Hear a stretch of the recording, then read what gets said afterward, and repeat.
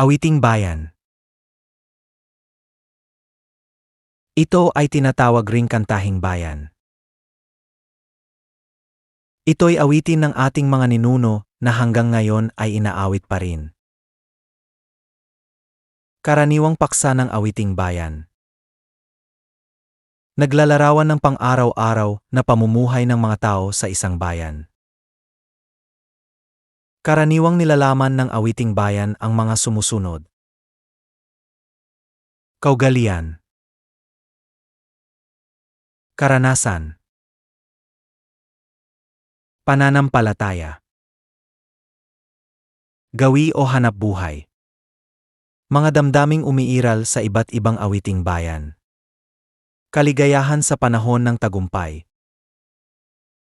Lumbay sa panahon ng pagluluksa at kalungkutan. Galit sa panahon ng digmaan. Kapanatagan ng loob habang isinasagawa ang pagtatanim. At pagluluto.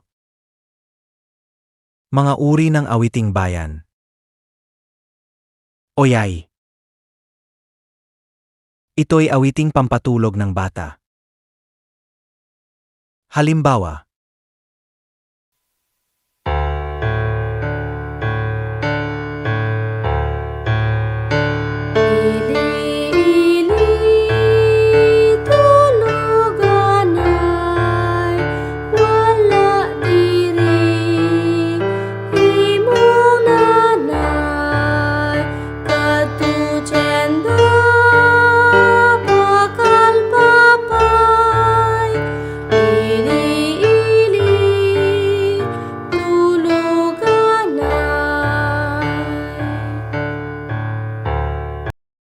Kundiman.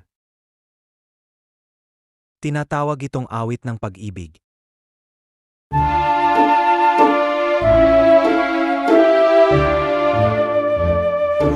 Dandan su'y bayaan kay ka, pauli ako sa payan, o galing ko ikaw ilaon, ang payain mo lang ang taon. Soliranin. Ito ay awit sa pamamangka o pagsagwan. Si Pelimon, namasul sa kadagatan, nakakuha, og isang tambasakan. Gibaligya, sa merkadong guba, ang halin pulos kura, igo lang ipanuba. Maluway.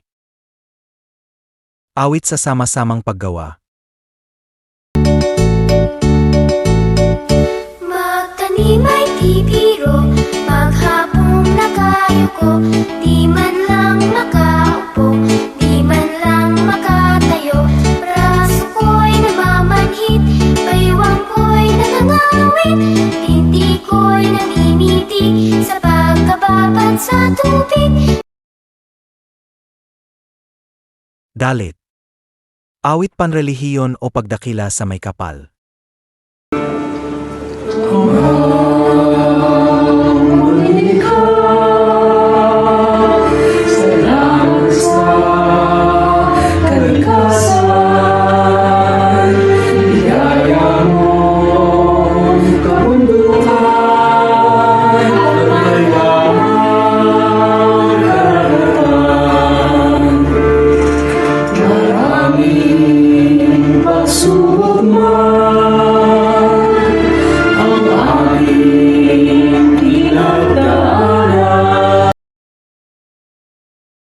Jonah.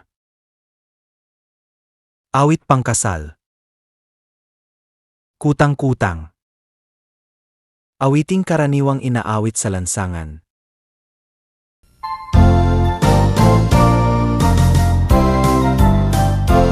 Sitsirit si Alibanggang, sa lagintot, sa labubang. Ang babae sa lansangan, kung pumiri parantandang. Santo Niño sa Pandaban, Puto Seko sa tindahan. Kung ayaw mo magpautang, uubusin ka ng langgam. Iba pang uri ng awiting bayan. Kumitang. Awit sa pakikidigma o pakikipaglaban. Sabotani. Awit sa pagtatagumpay. Dungaw. Awit sa patay ng mga Ilocano.